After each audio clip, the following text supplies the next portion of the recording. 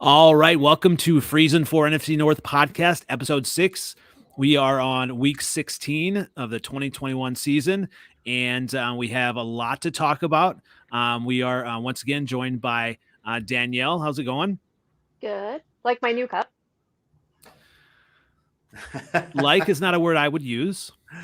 Uh, We are joined by Gridiron Grubb. how you doing tonight? Good to see you guys. And we are joined by a special guest, another Packer fan, quarterback Matt. How's it going? Good, man. I had to come on and show you guys, who rules the North. We got to outnumber you on the show here, Danielle and myself as Packer fans, and it's Green Bay's division. We're the kings of the North right now, so Unfortunately, and we hopefully we'll have Cooper Uneducated Takes soon.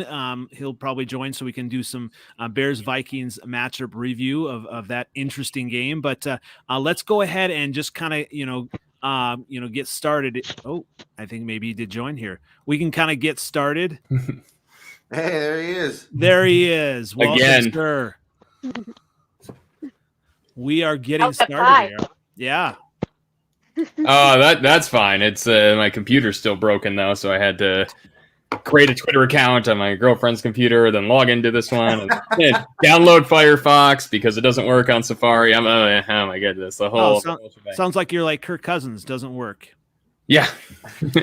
So we can go ahead and do we were going to do some the winners and losers for the week, but if you want to get into the Bears Vikings matchup review, we can go ahead and do that too. Oh, absolutely. I'm always ready for that. But you start with the winners and losers. Don't let me break your role. All right. Well, obviously the winners of the week, the Packers are a winner. They're clinching, right? And the Lions with improbable blowout win of the Cardinals. Domination. It was domination. It was incredible. Have you seen the Lions dominate a team in, 10 years? No. At least. I mean, they dominated the Cardinals. It was incredible. It was yeah. And I don't know if that was more about the Cardinals or the Lions. So when the game first started, I thought, because the Cardinals had some bad plays, right? They made some bad plays. But I thought, okay, so that's what was going on. And you figure with the Lions, the way they've played this season, this is how it's happened, right? There's done this so many times. They might get up 14 points or they might have a chance to get up by a couple scores and they don't do it, or they blow the 14 points or 21 points. Like, they play good football for a couple quarters and then it all kind of falls apart. So I was just kind of figuring that was going to be this same type of, progression during the game, that they would play good early and then they just kind of wear down as the game goes on, as teams have, more talent than them on certain sides of the ball. But their defense has been incredible. I mean, it really has. They've shut down so many teams this entire season, a bunch of no-name dudes, and they've shut down a lot of offenses and shut down a lot of good players for at least, three. Like I say, they can max usually out at 3 quarters, but they did it this week. They actually dominated a team. Mm-hmm. They dominated the game, both on all sides of the ball, and coaching. Dan Campbell owns this team. He owns this team. Like, there's nobody going to be better than Dan Campbell. So somehow Dan Campbell came along and hit the Lions, and it's just like this mesh mold of those players. Again, we've talked about it, especially on their offense. I mean, we're talking about third and fourth wide receivers playing as starting 1 and 2 wide receivers. Now, Amon St. Brown's coming around, but man, this team has done good. Yeah. Good for a bad team. They've done good for hanging around and playing. Yeah, and I want to say, because I always was like, God, what's wrong with the Vikings? Why can't they move? And I'll turn on a Lions game like probably 3-4 times this year and been like, oh, look at that. This team is really really shit in the bed against the Lions, right? Right. But how many times it's like, oh, wait, their defense is actually good. And it took me a long time to get there because of the inherent lack of respect. There's not many people that can name players on the Lions defense. It's not like they have these guys that are superstar. They have some young guys that are showing out right now, and they're coming up, in the secondary and a couple linebackers and all those things. But they don't have. It's not like they have this, vaunted defense that's just known throughout the league to be so dominant. They're, it literally is a bunch of guys that nobody could name on any other teams. Are we turning the quarter then on Campbell then? I mean, from what happened at Thanksgiving, we talked about him maybe not being ready for a head coach. Are we? I don't think it was corner? the head coaching. I think it was more of the taking on too much. I think he owns that locker room. Yeah. And that's the key to everything is the coach. He owns that. Like, those guys love him. They'll all put down for him. Practice squad guys to starters. They'll put down for him, and it's been proven each week. I mean, the Lions played with practice squad guys and got whooped by the Broncos late, but that's a game where they had practice squad guys playing and they hung around for as long as they could. And it's all for Dan. It's all from the coach. It's all from the attitude. Yeah, and we'll talk about, the Bears coach a little bit later on about what they're not giving him. But, let's move on to and I have to admit it, the class of the division, the Packers, and yes, I did, get a crown here for the NFC North champions. Are you going to mail it to me? That's lovely. I could mail it to you. Yeah, absolutely. Yeah. Oh, wow. 2 phones. One just for Aaron Rodgers, right? Yeah, I got him on speed dial, man. Congratulate him immediately. Yeah.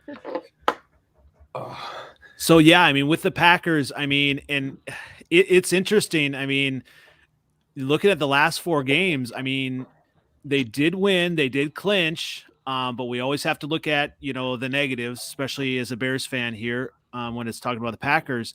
They're giving up, over 30 points a game in the last 4 matchups here. I mean, are you worried at all? I mean, you have the divisional clinch. Are you worried at all? Either you, Matt, or are you, Danielle? Matt, go ahead. For me, I think, and Danielle and I were talking about this, for me, the biggest concern is complacency with Green Bay. I don't know what it is when they get a lead, they start letting teams come back in the game. They start slow, and then they go on this crazy tear to start the third quarter. And then the closing out, it's like the defense isn't closing. Our closer's A.J. Dillon on offense. And, I had a few people ask me, what team are you most nervous about going into the postseason? And I said, honestly, it's ourselves. Dallas doesn't scare me because I feel like Mike McCarthy against Aaron Rodgers in the playoffs, he's going to lay an egg and he's going to be like, oh, like this guy owned me. He won me my Super Bowl, that whole ordeal. We've shown we can beat Arizona. You can be physical against Arizona and punch them in the mouth. The Rams don't want anything to do with Lambeau Field a third time. And Tampa Bay, I mean, yeah, Brady in the playoffs obviously still scares me, but 0 points at home, like what's that about? I mean, Chris Godwin's out for the year, So, I mean, for me, Green Bay's defense is the biggest issue when the going gets tough. They've got to get going. And their defense has kind of carried them in the early stages, the early games when Scantling was out. We didn't have a deep threat. So what did we do? We ran the ball. It was checkdowns. I went to the Cincinnati game this year, the crazy missed field goal game. What was that game? A bunch of dump offs to Dillon, a bunch of dump offs to Jones, then take a couple shots to Devontae with a 15-yard post route or something like that, and split the cover too if they're starting to bring their corners and play the flats on the check down routes and things like that. So for me, the defense was carrying a lot this year, even without Jair, even without Za'Darius. But now, for me, it's like, can they do it when it's playoff time? Because my issue with Green Bay is sometimes they turn into like the LA Dodgers of baseball in years past. It's like you can have the best regular season of any team in baseball, win 100-something games, and then you lose in the postseason. And so that's my biggest concern is I think the issue with Green Bay is complacency. Yeah, absolutely. And you look at it, and what has scared me looking at this season, from the outset was Aaron Rodgers, and he just seems to be kind of on a mission. And I don't know if he's going to let them get there, but if they get the number 1 seed locked up, I mean, that could be a problem. But I think, Aaron Rodgers is on a mission, and I think Stephen A. Smith calls him a bad man, and he scares me. He's in my nightmares. He's a scary man. He's Akeem Hicks scary. Yeah. Yeah. I'm a little worried about I'm a little worried about Tampa Bay, mostly because of Gronk. Because if, as you saw in the Ravens game, we're not the best at covering a tight end. And then up front, I mean, who knows if we're going to have David Bakhtiari back? And I feel like not having him last year was a big reason why we didn't make it to the Super Bowl. Because I worry about Aaron's injury, not having like a patchwork O-line, and then having Tampa Bay up against that. I think if I had to pick a team that I would be worried about, it would definitely be Tampa Bay, and not even because of Tom Brady. No. Yeah, and both those Tampa Bay and LA have really physical defensive lines, and that could just be an issue in a winter playoff game. That could just be it. That's just like the deciding factor. We won in the trenches today, and so if you're down a left tackle, I mean, they're a little stronger inside, but if you're down a tackle and then all of a sudden it's not as cohesive as it was, it could turn into a problem for sure. I'd be pretty confident though going into most games if Green Bay does indeed lock up the number 1 seed. It's just so important, and if everyone's going to Lambeau, I mean, come on. That's it's got to be Lambeau. It's and that's the Packers are going to finish this season out. They're gonna play the rest of the regular season because that is huge. That's a huge if they get playoffs at home at Lambeau throughout. That's a huge step for them. I mean, that becomes a whole nother place to play come January football. That's a different temperature, and it doesn't matter what team you play for. It's a different temperature to stand outside there in January and play a playoff game with your nerves going and it freezing cold like that. So, and who wants to be tackled by AJ Dillon in that Yeah, that dude runs like a truck. I mean, Mercedes Lewis even too. I mean, did you hear the thing? Did you hear about Mercedes Lewis actually saying something about when he runs, he sometimes sees like DBs in the flat, like close their eyes when they're about to hit him. Did you hear that? He came out and talked about that. I was rolling. Relatable. That's very relatable. Yeah. I didn't mean to say tackled by him, but you know what I mean? Like, you don't want to be through.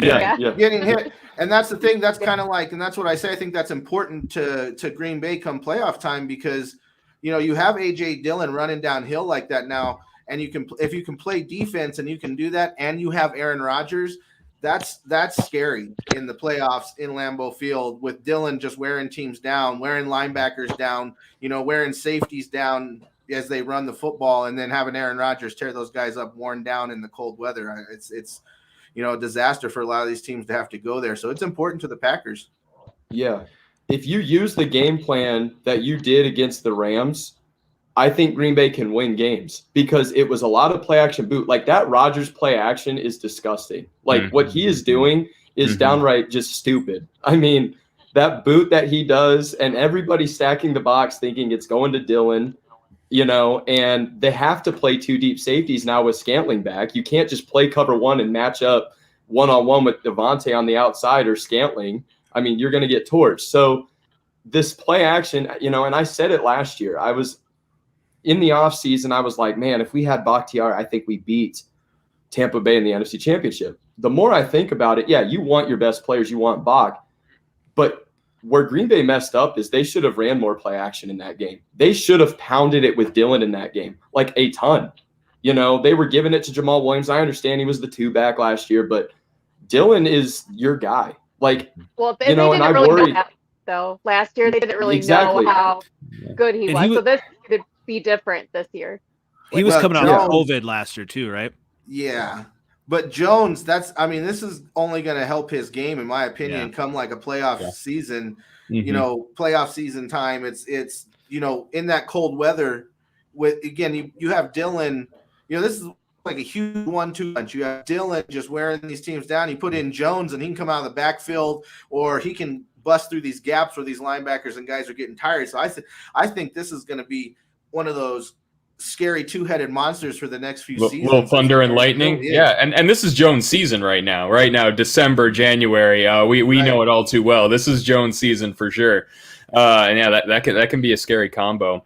I would run too high safety against this, honestly, even if I did want to stop the run. I think too high is, like, traditionally speaking, like, not really the run stopping, but I think for the outside zone, I think it actually that's exactly what I would do against this team, because if you put the safety down in the box, they oftentimes just get washed out, right? In that. So that's a good point. That's how teams beat the Vikings run game all the time. And of course, Cousins is great out of the boot, but he's no Aaron Rodgers. It's nice to see finally an actually good quarterback in this system instead of like pretty good, like the middle class of quarterbacks often use this system to elevate their game. And it's good to see like one of the great quarterbacks in it, because you can really see it's like, wow, this is impossible to stop. Cooper, you're being really sweet, for the Packers there. It's pretty nice of you. You mentioned cover. I don't know how hard safeties. that was for you to get all that out of your mouth, to be honest. Well, I had to get it quick because I was going to throw up, but I was like, oh, So you mentioned 2 high safeties. I think that is such a good point too, because especially if a team goes cover 4 and out of it, right, and they play zone out of the 2 high, well, then the safeties got run fits, so they got to come down and help with the run fit, and that only helps now bring guys in the box anyways, because their responsibility. You got linebackers who have to play curl to flat in the cover 4.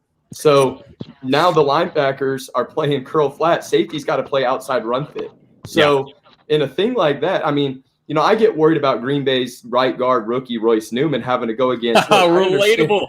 You got Vita Vea and Ndamukong Suh in the middle, and then look at the Rams. Their linebackers is kind of the weak point of their team, right? Yeah. The Bucs have Levante David and Devin White. Yeah. Okay, who can cover and stop the run and even blitz up the A gap and create an insane looping stunt blitz. Okay, so now I worry about Green Bay blocking the interior 2 technique. Yeah. How are they going to block a 2 and a 3 technique? And then even the 7 technique, if David is coming on the outside, or Pierre Paul or Shaq Barrett, all those guys can not only rush the passer, but they can stop the run. Yeah. So. And it's very rare, and I love that, because I have never before, because like the right guard has been like Vikings fans just like screaming at the top of their lungs, why is our right guard so bad for so long? And everyone's like, it doesn't matter, it's the right guard. But it's like, no, like it's the quickest path to the quarterback. And so it's good to hear that at least across the border they're having a similar problem, because a right guard can ruin your game. And we've seen it over and over again. You've seen Smith has murdered right guards for a couple of years now against the Vikings, and it's like just been like, okay, it's game over because our right guard isn't good enough, like one player. It can happen, and I would be worried about that Bucs D for sure. Absolutely. Well, speaking of a ruined game, let's go ahead into the Bears Vikings matchup review. What are you talking about? Well, as a Bears burner. Oh yeah. Oh my goodness. It was a mess. Officiating was bad all around. Coaching was terrible. I tried to only watch part of it, and then when I did, I knew it was ugly. The fourth down when it wasn't even ready. When you just look at, I can go into this later with the Nagy rant, but you just tell they weren't prepared. A good coach will notice these things and will call a timeout, right? Yeah, they weren't prepared on that fourth down play you're talking about, right? Yeah, that was a mess. The whole game was a mess, and but honestly, I think once again a little overreaction. That looked like every single game I've ever seen in Soldier Field.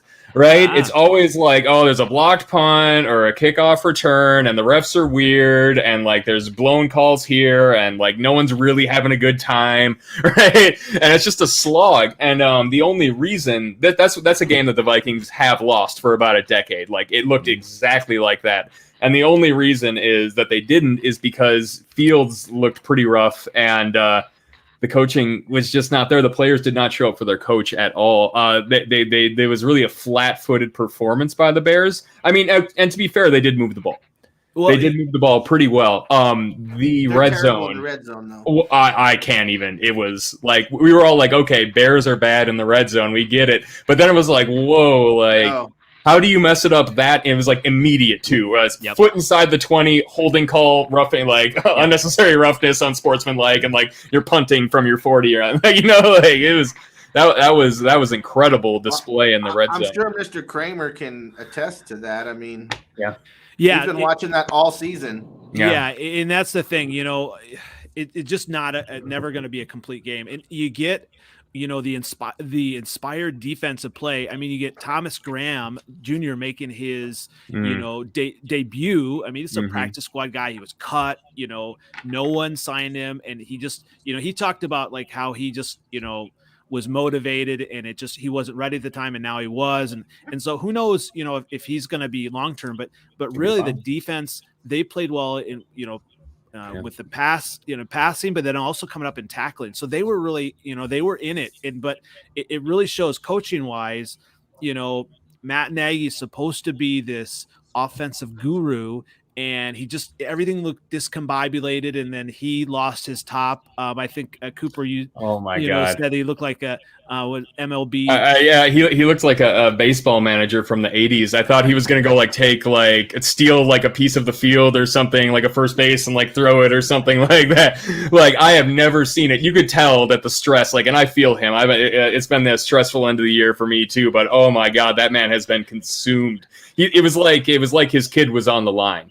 Right, in this game, right? He was going off on the refs, from the moment. And it was a bad call. To be fair, it was a bad call, but he was like assaulting the refs in the first series of the game. And it's like, oh, okay. It was like it was the whole season. Everything was kind of coming out. Exactly. Because that's the thing. You look at like next gen stats on Twitter, you look at like Fields, and we'll get into this a little bit later too. Yeah. I mean, he actually he was 8 of 11 when passing the ball, traveling like 10 plus air yards. He was getting, especially, when they were unleashing it, like he was able to do really well. There's a lot of things that are wrong with the offense. I liked Tevin Jenkins coming in. I liked him, he obviously had the penalties, and you can't have that, but he's learning. He was off back surgery, all this stuff. He came in. What I liked is that he stood up for Justin Fields on that late hit. Yeah. And they talk about how, the other offensive lineman, Jermaine Ifedi, actually scolded him. And it's like, no, I mean, you don't, it was just. That's for later. Yeah. That was not a slide designed to protect yourself. That was a weird slide. He was like 4 feet off the ground, still sliding. Still a late hit. Weird ejection. But whatever, it's fine. It was just that kind of game, right, where the refs just were uninvolved.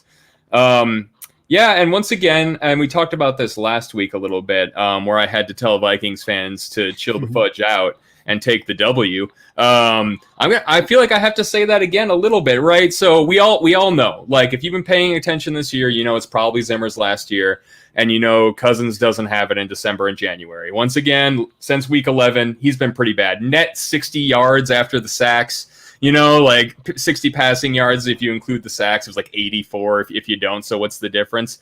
But he did come out and got it done. That's not an easy place to play. That's a place that the Vikings always lose, but one quarterback threw 2 touchdown passes, and that was the difference in the game, right? So like I've been saying this all over the internet. You have to win the ugly ones too. Yeah. It was an ugly game. Neither team played good. The refs were just atrocious. I think every scoring drive was extended by a 15-yard penalty for the Vikings. I think all three scoring drives. Are you worried though, like that if they do make it to the playoffs, that this will give Zimmer another year or two? I would hope not. So like, I don't know, from a decision-making standpoint, I'm not an NFL owner, but you should know by now. There should be nothing short of like a real run, like pushing in the NFC Championship game, like almost to a Super Bowl or a Super Bowl, that changes. Like, I don't think one playoff win should do it, because you should know by now. You have seen it. You have the body of work to explore. That this is what happened in 2019 a little bit, where all of a sudden we get the vote of confidence on the last week of the year, and you're like, oh man, Zimmer's gone. And there's rumors, legitimate rumors, that he's being traded to Dallas, which would have been a huge come up in my opinion for them. And then they win a playoff game, right? And all of a sudden he pulls a masterful game. Zimmer is the master of this, right? He will drive the car right to the edge of the cliff and then do something incredible, like jump over the ravine or something. Like, he always seems to have an incredible game plan for when he's about to get fired. And 2019 was no different. Great game plan. And so it's possible he could pull this season out, but man, are you kidding me? So we're gonna take the Rams this week. We're gonna have to go at least 2-3. We're gonna at least go 2-3, the Vikings, right? Yeah. And you got the Rams coming to town this week, playing with purpose, right? And Aaron Donald is we saw Akeem Hicks always destroys the Vikings, and for the life of me, and I know it's hard to give help to a guard, but why you had the undersized Mason Cole lining up one-on-one on Akeem Hicks, playing out of position, and he's a small, he's like that wide zone type of blocker. He likes to get out in space, and it was just like, oh, you have to know. Like, I don't know what you got to do if you got to, what's it called? You might know what's it called when they put the full gap in the gap, in the A gaps. Oh, put when they put the fullback in. Yeah, like the fullback right up in there. It's called, I forget what it's called. It's it's like a trap, basically. Yeah, a trap. Like a combo down to backer. Yeah, exactly. Yeah, and like, or something, right? Something, because Cole, he's a small dude. He's been playing well. He's been playing above what we traded for him, a 6th-round pick this year. But no, against Akeem Hicks, no. Against Aaron Donald, no. Garrett Bradbury against Aaron Donald, no. There's no way. So if the Vikings would not surprise me if they won that game, though, still, right? And I know I just kind of laid out all the reasons why they couldn't. So that's one game, because every week they're going to surprise you. But then go to Lambeau for a Packers team that is still playing for the number 1 seed. And then win that game, like, all right, like, okay, now we're really, something's magical happening. And then maybe the most dreaded, maybe the scarier than the 2 of the best teams in the NFC, one on the road in the winter where Kirk Cousins does poorly, is the Bears in a win and in on week 18. That is probably the most scary for me. Hey, but it's at home though, right? It doesn't matter. It doesn't matter. We played the Bears backups 2 years ago and lost at home. Yeah. Or maybe it was that 2018. Yeah, that was 2018. I see it as a close, unless the Vikings get a lot of help. I see it as a very low chance. But if they do make it, right, every single week is going to be a 1-score game. They can win any game. They can be Tom Brady in Tampa Bay, and they can lose to the Lions at home, right? The way it's setting up this year in the playoffs, I mean, the teams here at the end, they're going to be pretty dangerous this year, because they've all been having to fight this battle for so long down here to try to get these last 2 wildcard spots, and both sides that they have to be kind of hot. They have to be on fire. So if the Vikings do make it, they're going to be playing good football going into the playoffs. And some of these teams, the 49ers and whoever makes it in that last 7th spot there in the NFC, you have the Vikings and the Saints, and who else is in there? Eagles, and Washington not anymore, I guess. Those teams are going to have to get hot, you know what I mean, and to make the playoffs. So they're going to come in playing some, and again, these teams that are all up there at 10-4, the Cowboys, the Bucks, the Cardinals and the Rams. I'll be honest, they're up there where they're at now. The Rams are kind of turning the tide, but those other teams, man, they can be beat. They haven't played very well over the last 6 weeks. Those teams have been inconsistent. That's why they're all 10-4 right now, because some of them were kind of starting to pull away, and then they kind of came back to. But so these teams at the end, Vikings, Saints, one of these teams is going to get hot. 49ers, and they're going to be dangerous in the playoffs for any of these top teams. And the parity is even more level than usual. I feel like no one's really immortal, especially in the NFC. Correct. There's a couple teams in the AFC that I really wouldn't want to look at. But in the NFC, no one, besides the Packers at Lambeau, like, I'll take the Packers anywhere else. But besides the Pack, like Kirk Cousins in a cold weather game, I don't want to see it. Not at the end of the season like that. But yeah, I think that any of these teams could go on a run. I'm not really scared of the Eagles. Of the teams that are kind of pushing right now, I do think the Vikings are the strongest, just the best roster, best quarterback of that group as well. They like you're saying, are set up to play January football. They got a run game, and they got Kirk Cousins, who takes care of the football. He might not be the greatest quarterback ever, but he at least doesn't throw interceptions all the time. Well, on that, since week 11, I believe he's 4th in interceptable passes. I know. But that's because everyone was like, Kirk, air it out. And we're like, no, not like that. I just think they're set up for what you're talking about, though. We're talking about set up for playoff January football. And they can be dangerous because they have Cook.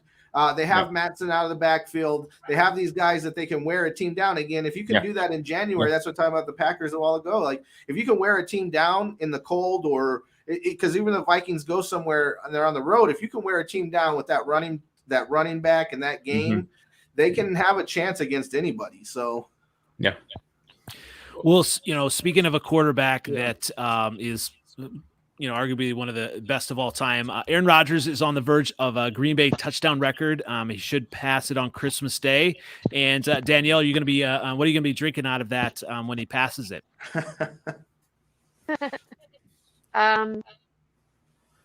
Vodka. Straight. Man, going all in. Got to go Tito's, huh? That's all I drink. Vodka. If I do drink vodka and water, sometimes wine too.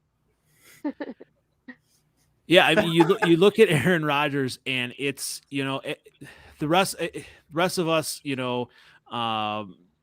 in the division. Everyone would love to have Aaron Rodgers. It's been an interesting road for him, and just to watch his drive, and when he wants to do something, he's going to do it. Yeah, I would agree with that, and I'm actually. I was kind of low-key cheering when he missed Lazard on that touchdown at the end, because I was sitting with my family, a few days later talking about that game. And this would have been actually yesterday. And I was talking, with them about the game. And I said, I'm so excited because I'm going to the Christmas game on Saturday and I'm leaving for Green Bay Christmas Eve. And I thought to myself, I'm going to see Rodgers throw this touchdown and break Favre's record. And honestly, Brett Favre is my all-time favorite athlete of all time. Like, hands down. I was upset when he went to the Vikings, but I was like, I love Favre. Like, I love Favre. However, Rodgers is a guy I love too, and he's a better quarterback. Hands down, better quarterback. He's Brett Favre minus the turnovers. So to see, like, Favre do what he did and then grow up too and watch Rodgers and see how Rodgers is so much more consistent. He did this in less pass attempts, less games too, because let's be honest, Favre was an Iron Man. I mean, what makes Favre impressive is that Favre did it battling through injuries. You go throw 6 touchdowns on the Bears on a sprained ankle. Sorry, but I'm sure you remember that game. And Favre was an Iron Man. But Rodgers, the ability to just be so consistent. I mean, this dude, we could honestly place a bet and say, okay, he's at 442 touchdowns. Could he reach 500 before he throws 7 more picks and gets to 100 interceptions? Like, honestly, that is a decent bet. Yeah. So, he's so consistent. And to me, I think he's the most talented quarterback I've ever seen in my life. Hands down, it's not even debatable. People talk about, Brady's the GOAT. Well, Rodgers is the BOAT then. Rodgers is the best of all time. Oh, so there you go. Love it. Let me know when Brady rolls out of the pocket and throws a 65 dart across his body with the guy. There is a difference between best and greatest. Greatest is a different. That is a different metric for sure, and I would agree. The arm talent from Rodgers is preposterous, and mix that in with the unique throwing style that really. But yeah, go ahead. I won't get in the way of these Packer fans here. Oh no, it's okay. I was just gonna say, I always said that Tom Brady was the most accomplished, but Aaron was the most talented. Yes. Yeah, it's true. I mean, maybe there's a couple, like, I don't know, like Steve Young comes to mind as a totally talented quarterback. But yeah, if he's not number one, he's in the top 3. So it's a truly great career. And we talked with Daniele about this a little bit last week. But do you think that Rodgers comes back next year? You're asking me? Yes. Sorry, I got here after introductions. No, you're good. To me this whole time? It's almost like he's giving hints. And, he says to Aaron Andrews, Christmas in Green Bay, where else would you want to be, right? And he said, on the McAfee show the other day, because they were talking about, well, why is it that every single team you guys play this year, all their injured players seem to come back against the Green Bay Packers? And he was like, well, we know we're going to get everyone's best shot. He said, AJ Hawk can attest to this. And he said, here's the thing. you either have to come to iconic Lambeau Field or you have to host our fan base and host the Green Bay Packers. Like, it was something special. Like, you know, it's like you're talking baseball and it's like the New York Yankees are in town, the Chicago Cubs, you know, or LA Dodgers, or, you know what I'm saying? Like iconic historic teams, or the 90s, the Bulls are in town, Jordan's in town, you know? And so when you look at stuff like this, it's like Rodgers is talking like he wants to be there, but he's not going to give the media any sort of idea. Rodgers wants to be in control, and he has every right to be in control. You know, if they want to criticize him for the things he says, I mean, that's on them. If they want to put words in his mouth, that's on them. But Aaron is not going to – he's worried about playing football. And at the end of the day, that's where his mindset is. I think anything short of a Super Bowl, you might see Rodgers gone. If they win it, why would you leave? You got to come. I mean, you have to come back. That would be, but that would be so Rodgers, wouldn't it, to win it then leave? Would that not be? Well, okay. Am I wrong? Am I just Rodgers move? I could see, and that's a valid point, because my thought is, you know, if you bring the 22 guys back like the Bucs did, yeah, you know how hard it is to get back to the bowl again. Like it is so hard to repeat in the NFL. Not a good strategy, actually. This isn't the NBA. To bring them all back. This isn't the NBA. If he leaves Green Bay, he's got to have to do just like Tom Brady did, though, and you got to go find an offense that's ready to win.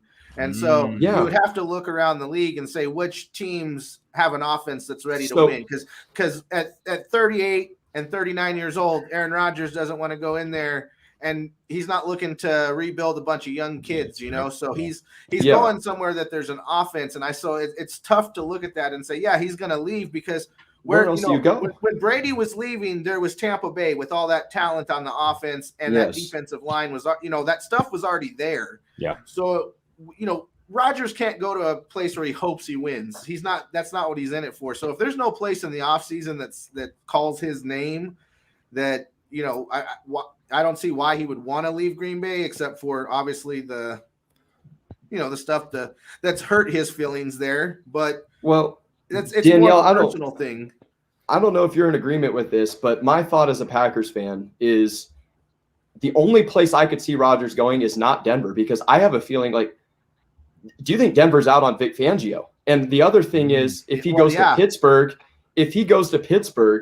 they're set, but then you got to do what the Chiefs did and do your whole offseason of rebuilding a whole new offensive line. Their offensive line is terrible. Correct. That's what I'm saying. You have an offense built to Saints. win. What are you going to do? Saints? Yeah. And, you know, Saints potentially, but it's like even the Saints aren't set. Their receiving core is terrible. Yeah, but Sean Payton with Aaron Rodgers, I could damn near be a receiver. But no, I agree. The Packers are the best fit for him, to be honest. So it's like, as long as they don't, if they can mend that relationship as much as you can with an Aaron Rodgers, I don't know if Gutekunst is even willing to. Sorry, go ahead. There could be some surprises in the offseason. Yeah, if they want him back and they're able to bring him back, I'm sure they will do whatever they could if they really want him. Yeah. Well, I don't think he wants to leave.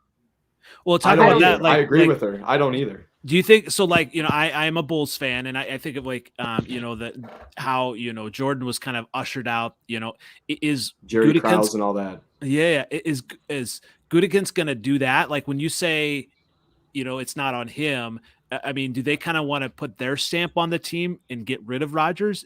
Would that be something they'd be looking for? Or?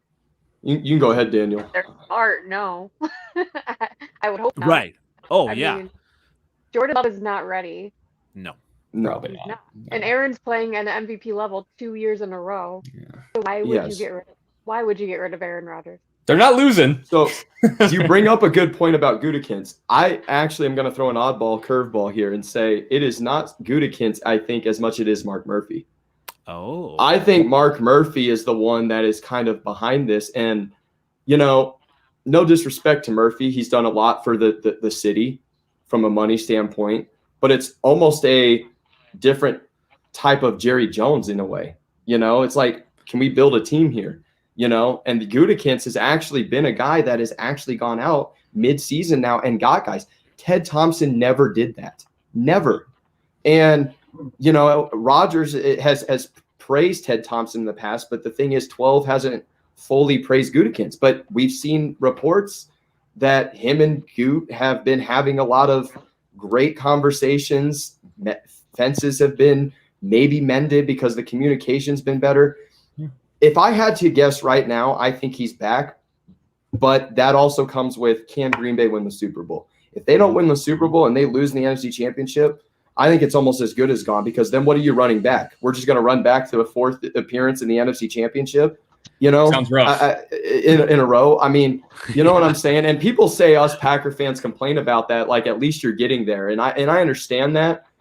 But when you're a city called Titletown, you expect greatness. Yeah. It's like the Bulls in the past. You expect to be at least minimum in the Eastern Conference Finals every single year when you had Jordan and Pippen. So, I expect 12's going to be back, but then we got to win the Super Bowl. And Tay's not going to – Tay probably can't get paid as the highest wide receiver in the league like he wants. They're going to have to say, all right, which one of us is going to take less money? Because I want to stay with you. And you do that, then say goodbye to the Smith brothers. Are you going to pay Devondre Campbell back? You got Jair's contract coming up. Green Bay's got to think about this kind of stuff. Go ahead. No, go ahead, Doc. Well, I was going to say, I think that from Aaron Rodgers' side of that and aspect of that with the team, if that can be mended, that's great for him. But if it can't and he goes elsewhere, who for the Packers organization is stepping in and saying, hey, we need to stop this? Or are they actually saying, hey, I think we want to move on, but let's do this like subtly, because the drafting of Love, and now they've got to put him in at some point and see what they've got post Rodgers. After Rodgers is gone, what's going to happen? Whether he stays next year, I really think that's it. I think you get one more year from Rodgers, whether he retires or he moves on. But I think he wants some money right now. Obviously, he's got the contract that they're going to have to renegotiate there after the season. So, but the Packers, do they want to do that, or do they want to say, hey, even if we suck for a season with Jordan Love, look at the quarterbacks coming out in 2 years in the draft is going to be incredible. Do we want to rip this Band-Aid off now, or if they win the Super Bowl, obviously that's not happening. And you can pay everybody. I can't do that. We're all talking out of the side of our mouth, but if they don't win the Super Bowl, this is going to open up a whole nother Pandora's box of how this plays out. Yeah. And even if it is one more year, I don't know if he goes past that. Yeah. No. All good stuff. I was going to say, kind of moving on with the young quarterbacks. I know, Matt, we talked a little bit about, talking about this, about, as a Bears fan, we got Fields. There's so many good young quarterbacks in the league. Talk a little bit about, just kind of what you've seen. Obviously, you've played the position, right? Yeah, I did. I played semi-professional ball and then a little bit of arena ball as well. So I coach quarterbacks now as like a side thing. So, high school ball, run my own camps. Like I've been obsessed with the position ever since I was old enough to understand who Brett Favre was. So, for me, what's that? I said, who's Brett Favre? Yeah, probably the most entertaining quarterback to ever play the game. Probably the guy that. Oh yes. Yeah, probably the guy that you tell Absolutely everybody was what football should be played like. Is he didn't care if he got hit. He went up and told the defensive lineman, "Hey, great hit. You should hit me a little harder next time." Like, who says that? Like, who in their right mind tells a 300-pounder, like, just hit me harder? Like, so I respect a guy like that. And, but we were talking earlier about, you mentioned the Justin Fields, the Jared Goff and Justin Herbert thing. And, I was talking to a couple of guys after the Urban Meyer firing. And I was talking to a Jaguars fan, actually. And, he was saying, a lot of people have talked about, how Trevor Lawrence has just looked so bad. And I'm just going to read kind of off my phone so I can make sure it's said verbatim. But, he goes, what people don't count for is he makes great reads. The receivers have dropped the ball. Majority of them turn into interceptions because the receivers aren't catching anything. And so, I said, this kind of reminds me of the Chicago Bears too. Their line's been atrocious. How can you judge a quarterback, like a rookie quarterback, with a bad line? See, a veteran quarterback can make up for a bad line. Rodgers has all but one starter on the line right now, and he's a rookie, but yet they're balling. Like Brady had kind of, what did they say was the criticism of the Bucs, their offensive line and their defensive backs. They said, can Brady have enough time? He's got a weak spot at left tackle. Yeah, he's got Ali Market at guard and all of that, but he has time. Yeah, right. It's almost like he's in New England again. So a good QB, I mean, if we're going to talk about how lines make or break a quarterback, then I want to say, then where does Russell Wilson fit in this? He's had a battle line his whole career. Yeah. So, you know, that's been one reason he's won it out of Seattle, but yet he still balls every single year. So, you know, I don't buy the notion that a coach makes a QB or a QB makes a coach. You know, you look at this Brady Belichick argument, which in my opinion, if the Bucs and the Patriots somehow make the Super Bowl, it is 100% fixed. I'm just going to throw that out right now. Put it in Sharpie 1,000,000 times. Like, write it in, like, fill a whole notebook saying that. But, you know, I feel like it's a collective effort of being in great communication, you know, on the same page with your quarterback to agree and he's got to agree to your game plan and then execute the game plan, you know, or a coach to agree to a quarterback when he says, hey, I'm seeing stuff out there. Here's a couple audible ideas. Let's roll with this. You know, I will say, though, the notion I do buy is that a bad coaching scheme or bad system and poorly ran program can break a quarterback. I thought guys like RG3, Carson Wentz in years prior, or Trevor Lawrence this year, they were talented quarterbacks in their day. Okay, Wentz was playing like an MVP at one point. Mm-hmm. RG3 had a great 1 year. Lawrence was the number one pick in the draft. So they were involved in bad systems, but there's armchair quarterbacks today or the media who wants to come out and say, you know, let's crucify these guys. They're not good. They're not this or that. And some of it is the scheme that they're in. And so this is why I also think Jared Goff, like in Detroit, right? I think he kind of got a little bit, and I understand maybe some of it was what he said about McVay and his wife and all of that stuff. Maybe McVay just clicked at that point, right? But as far as Goff's play, I think people forget 3 years ago, this man dueled Patrick Mahomes and played like an MVP. Yeah, like, absolutely. If the Rams like don't lay an egg in the Super Bowl, everyone's going to be talking about Goff right now. And you know why they laid an egg? Belichick is a genius. Yeah. McVay was literally, because I don't know if many people know this, in the quarterback's helmet, that radio is on until about 10 to 15 seconds left on the play clock. And then it cuts off with your coach. So what Belichick was telling his defense was, hey, let's shift when the mic cuts off. Wow. Goff had no idea what he was doing. And they were doing that all that season. They were doing that the whole season. It was a revolution, actually. I remember that very well. They did it to the Vikings as well, where they just kind of mill around the defense. They kind of stand and they just kind of like mill around until like the play clock crosses that threshold and then they get into their set. Yeah, that was really I remember that. That shows you the genius of who Sean McVay is, but like Jared Goff still had to execute what McVay wanted. Mm-hmm. No teams, though, could figure out what they were doing until Bill Belichick. So what I'm saying is, you even look at like a McCarthy Rodgers. They were on fire for several years, right? Until the NFL adjusted. One thing I always say from a football standpoint is what wins a game or what wins a season is how do you adjust to the adjusters? How do you adjust to the adjustments made against you? See, who can win the third adjustment? Do the team that adjusted to, let's say, for instance, you take the Bears-Packers game a couple weeks ago. Green Bay's down at half. Mm-hmm. Do the Bears either make adjustments to what they've done and continue putting the foot on the gas and making it to where Green Bay says, we can't win this game, right? Or you see what Green Bay does. They adjusted to the Bears' adjustments and Green Bay wins the game. See, the NFL adjusted to McCarthy and Rodgers, who was on fire in 2010, 2011. But then what did McCarthy do? After Jordy Nelson, Greg Jennings, Rodgers said, hey, we need to change up some route combinations. McCarthy goes, no, we're fine. I don't think teams can figure it out. He got complacent. Mm-hmm. And that's what broke up that relationship. And so Rodgers had to basically say, I'm not buying into this anymore. I'm just going to audible every time, because we've heard players say when McCarthy gave a play call, Rodgers just said, nah, we're going to forget that. And he called his own play and then went out there and did something different. So, you know, he patched the holes essentially. So that's where I kind of feel with the whole like Fields, Herbert, Goff thing. I was so interested to see what Justin Herbert did in year 2 more than year 1, because teams are going to say, we got tape on this rookie now. Let's watch him all offseason, Chiefs, Raiders, Broncos, the AFC West, and see what he does.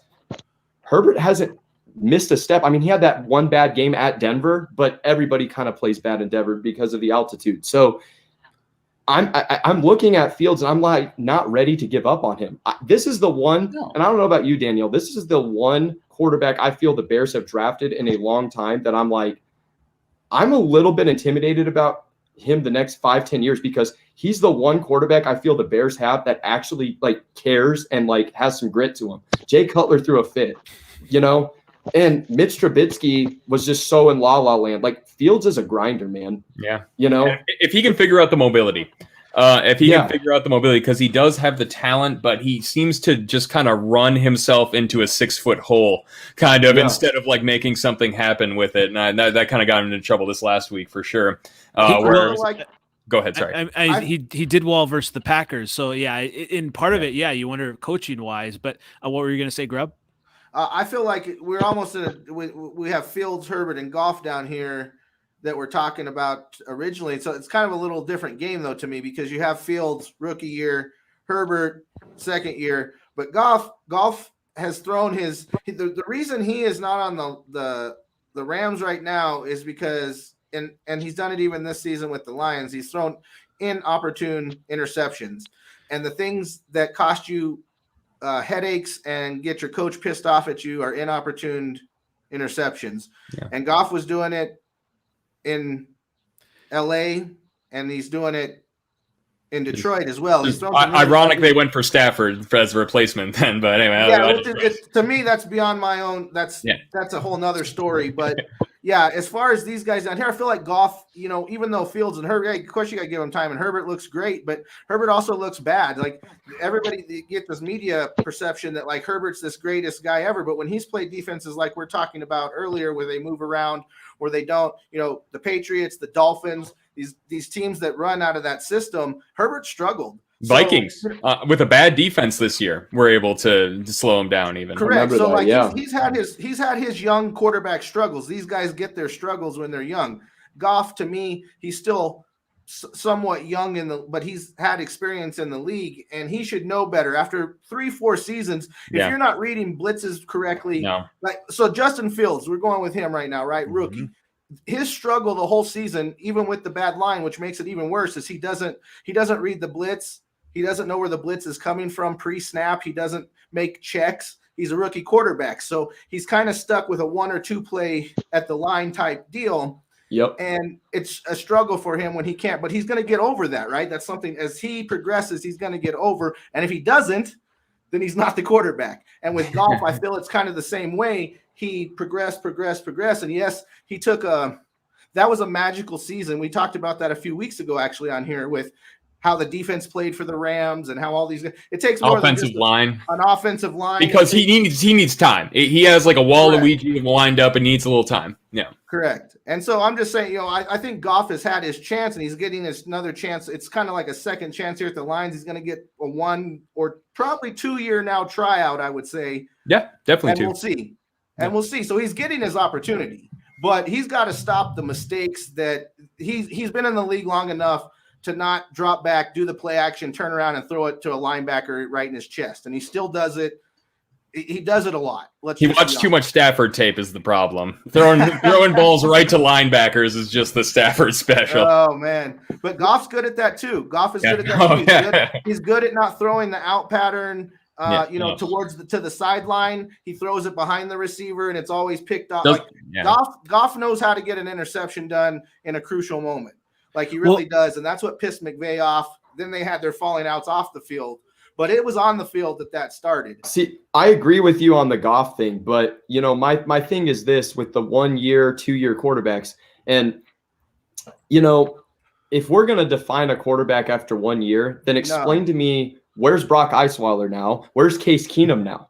You know what I'm saying? Yeah. And so everyone was ready to jump on the Brock Osweiler train and Case Keenum train after they had one good year in Denver and Minnesota. You know what I'm saying? Yeah, that was one of the few savvy moves. A good front office, good general manager, not a very savvy one when it comes to trades, but getting rid of Case Keenum after that season was chef's kiss. Oh, Yeah. So I think, because all teams got to do, like with a guy like Fields, right? You start off, maybe play a little cover 4, and guard deep against a guy like an Allen Robinson or a Darnell Mooney who can beat you deep too, So you bail your corners, you bail your safeties, and you play a 4 shell, have your linebackers in the zone. And then what you start doing is maybe you show the same 2 high look and you go to a cover 2, and now the corners are in the flat, but then a guy like Belichick will take his corners and bail them and bring the safeties like a Kyle Duggar in the box and go inverted cover 2, So now the safeties are playing the flats, and it's confusing these young quarterbacks. So that's where I go with a coach doesn't always make a quarterback. A quarterback doesn't always make a coach. They have got to have the best relationship of any relationship in football. It's as simple as that. They have to make each other better, which has always been my problem with, and I won't go too deep.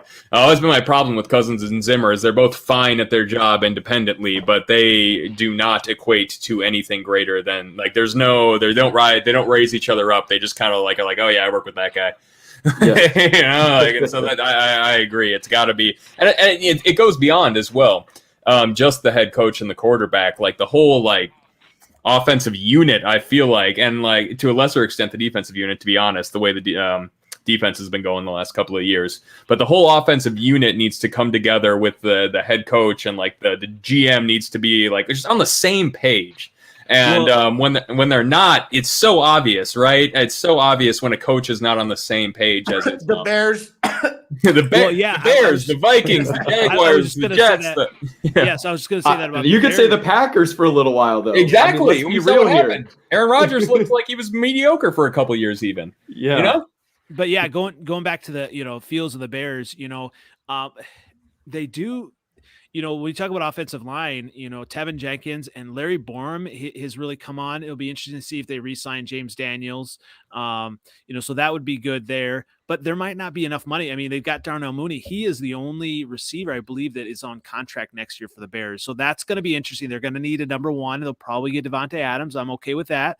I'm okay with Mooney as a number 1, by the way. I'm okay. Mooney has had a lot of drops. I think that's hard. That's fair. The really tough thing, and we probably get this in future episodes, but the Bears have $11 million of cap hit on quarterbacks that won't be starting next year.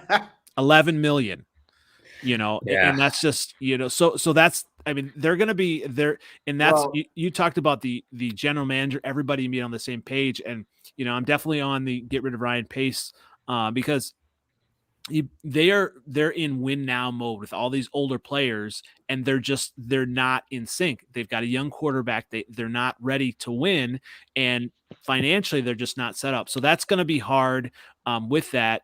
Hopefully they can kind of figure out. They don't even have a first round draft pick. No, that's so rough. Yeah.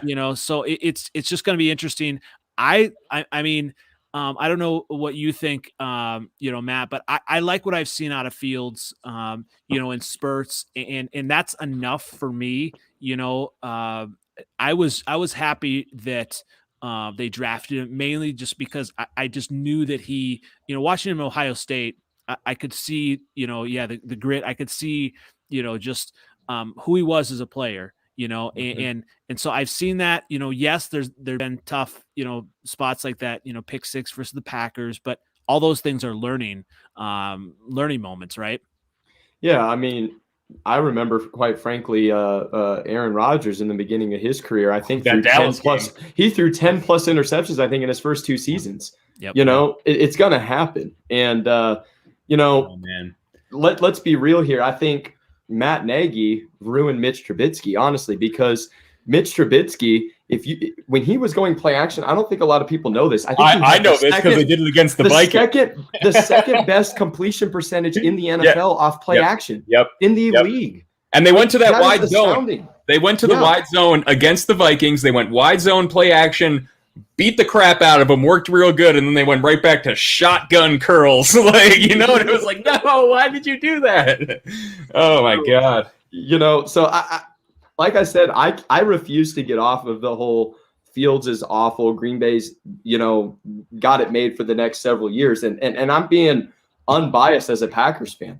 I think Green Bay's got to watch Fields. I'm not saying, he's going to be Mitch Trubisky bad or Jay Cutler, better than Jay Cutler is, but the story is still got to be there for Fields. It's still going to be told. And, like you mentioned, you got to have a front office and a coach that's behind you that's going to help you. What Favre and Rodgers had was great coaches for the most part. Rodgers has a LaFleur now that's really if anything can fix the front office of Green Bay, I think LaFleur could be the guy that could step in and actually fix this if he would be bold enough to do it. Mike Holmgren absolutely saved Brett Favre as well as a Steve Mariucci for a little while. So, because Brett Favre was a loose cannon, couldn't read a nickel defense, didn't know what that meant. So I don't think it gets much worse than going to the NFL and not knowing what a nickel defense is. I think Justin Fields knows what that is. Maybe. So, Yeah. So I mean, kind of getting into obviously, we've had a ton here. Let's go ahead and get into. We just have a little bit of time left. Week 16 matchups this week. What are we looking at? We've got the Browns, Packers, Lions, Falcons, Bears at Seahawks, and Rams, Vikings. What do we see for this week? Well, I'm hoping no win for the Lions because now we're walking a fine line.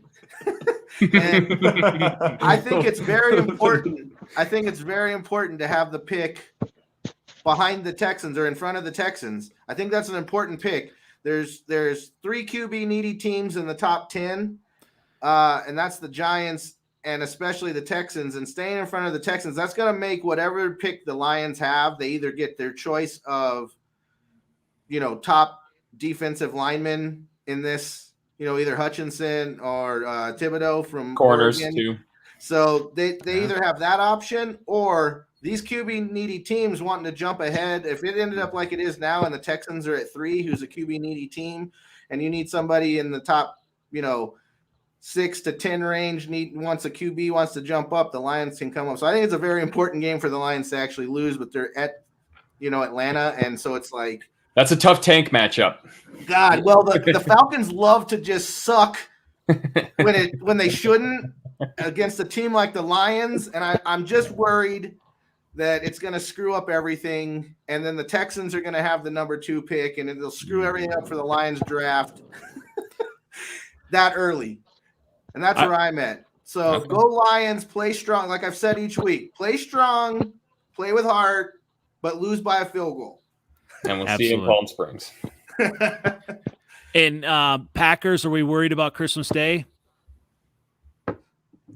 go ahead, Not Daniel. really. No, I'm not worried. I mean, you never know. I mean, any team can come out and surprise you. I think I'm just mostly worried about Myles Garrett, but he's hurt. So I don't even know if he'll be playing or if he'll be at full strength. And if he's not, I'm not worried too much at all. Maybe about they do have their tight end coming back, and it's pretty good. Yeah, Hooper, the former Falcon tight end, Austin Hooper's playing. He's pretty decent. They have good tight ends. They really do. Yeah, Njoku's good too. So they have a good one too. Yeah, both of them. See, what they can do that I'm a little worried about is they can line up in a lot of 12 personnel. I was just going to say, even 22 personnel where you can go 2 backs, 2 tight ends and have Njoku and Hooper and then line up Hunt and Chubb in the backfield and just drive defenses fits because, you can run a lot of RPO action out of that. And so, that kind of worries me that they could control the clock. But see, what people aren't talking about enough is like, Myles Garrett had 0 quarterback takedowns in that Raiders game the other night.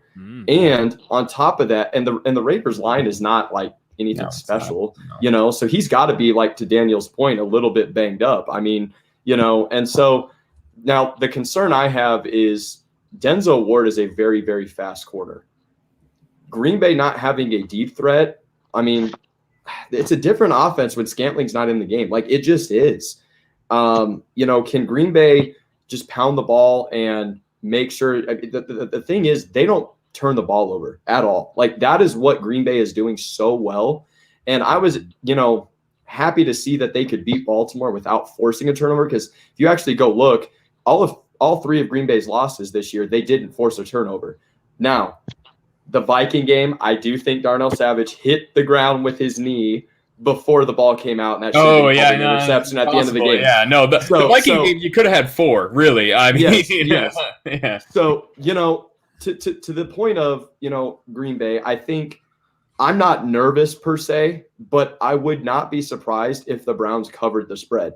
And I think you got a ticked off Baker Mayfield that's going to be playing on Christmas Day. Is he back? Is he back for apparently sure? he wasn't. He had no symptoms and cleared everything, but then they wouldn't let him play. So he's got they wouldn't let him play in the Raider game. By the way, he's got everything to play for right now. Yeah, exactly. So he's ticked, and that concerns me just a little bit. I did hear that LaFleur was pretty positive Kenny Clark should be coming back, so at least we get the anchor that can play that one technique in the middle, 2 techniques. Especially against the Browns, it's going to be essential. Exactly. Because they got Wyatt Teller that came back on their offensive line. So that's a big comeback for Cleveland. But, I think Green Bay is going to be fine. I think they win the game. Nobody's talking about the fact that the Packers, after the Bucs lost the other night, are the only undefeated home team in the NFL right now. Nobody's talking about that. They're the only undefeated home team in the entire league right now. The Bucs lost to the Saints. It was the Bucs and the Packers for a long time. And, so we'll see. I think Green Bay should take care of Lambeau. That's why back to that, being in Lambeau is important. Yeah, it is. It is. It's important. It's not the whole playoffs for the Packers, but it's important. It's important for everyone, What about with that? The whole NFL, the Lambeau Field is the most important home advantage. It could be. Yeah. Seattle. Well, speaking of that, Seattle, I mean, in the past it has been but this year they have that relied on them being good. Quiet now. Yeah, it's speaking of that, the Bears, at the Seahawks, the only point that right now that looking for obviously Fields to do well, but Robert Quinn has had an amazing year. He had 2 sacks this past week. He's got 16 total for the year. He's a sack and a half away from passing Richard Dent for the Bears team record for a season. That's insane. So that's insane. He deserved his Pro Bowl vote as well to get in there. He deserved it absolutely 100%. Definitely a welcome to the NFL game for Darisaw on the injured ankle. Oh, right. Whose strength is anchoring, but could not anchor against him. And so he's done, and Russell Wilson gives up a lot of sacks. So, I mean, he's got, Mike Glennon, then with the Giants, and then Vikings again. So he should pass it. So that's really the only thing to look for the Bears. I don't know if they win this game. We'll see. If Russell Wilson at home, he can do something. But Montgomery game. Could be. Yeah. It will need to be. Yeah. What about the Rams at the Vikings? Look for the Vikings to surprise you by how good they look this week after looking bad last week. I don't see the Vikings win. It depends on it. So if Adam Thielen, he might be back this week, and depending on how COVID shakes out, still the lowest vaccinated team. So if it does start to break out, Kirk Cousins for the first time since 2013 has the questionable tag. Wow. One of the more remarkable things about his career is actually just how durable and how not only does he play through injury, but he just does not get hurt. Very odd. But no, look for the Vikings to surprise. Look for the Vikings to look good against a team that they should lose to. The Rams are good at what the Vikings' main weakness is, which is up the middle pass. If you can pass up the middle and you have decent coverage, which they do, or if you can rush up the middle, and have decent coverage, which the Rams do, better than decent, really, that's usually a loss for the Vikings. But this year, more than any other year, I find these games really hard to call. Usually you can see them coming a mile away. I've been doing okay, but I see a high-scoring game. I see a get-right game for Kirk Cousins at home. This defense is a lot quicker on that U.S. Bank Stadium turf. And Mike Zimmer has done really well against Matt Stafford. He has sacked him 8 times in a game. And the personnel is not quite the same. But Mike Zimmer knows how to fluster Matthew Stafford, and look for at least one interception by a linebacker. I'm going to call one for Eric Kendricks for sure. I doubt he gets suspended 2 games because that was kind of an odd suspension. But hey, I mean, it wasn't a bad one. It was just kind of like, oh, okay, I guess. Yeah. a little bit of a makeup call, but not a bad makeup call. You know, he hit him right in the head. I'm looking for 1 interception for Eric Kendricks. I'm looking for Vikings to lose by 3 and the scores to both be close to the 30s, maybe like a 27-31 or 27-30, so, somewhere in there. Get right game for Kirk Cousins, but Vikings coming up short just by a little bit. Yeah, makes sense. Well, this has been a great episode. I definitely thanks for joining us, Matt. Hey, I appreciate it. Thanks for having me on. We'll have to do it again. Thanks, Matt. Absolutely. Yeah, thank you. Well, once again, this has been the NFC Freezin 4 NFC North podcast. Merry Christmas, Happy Holidays, everyone. I am NFL Merry Outdated. Christmas. I am uneducated takes. Danny got, in the snow. And I'm at Gridiron Grubb. You can find me on Twitter, YouTube, wherever you want to find me. I'll make myself found. Merry Christmas. Merry Christmas. Merry Christmas. And where can we find you, Matt? You can go to Quarterback Matt on Twitter, Instagram. Give me a follow and talk a lot of football and, post a lot of football tip videos for the quarterbacks out there. And, Awesome. we get into some NFL ball as well, and we love it. So you always got to have a football with you, so. It's a quarterback's thing, man. It's a QB's thing. So yeah. Awesome. All right. Yeah. Well, thanks so much. Have a great week. We'll see you next week. Merry Christmas. Have Thank a you, good night, guys. guys.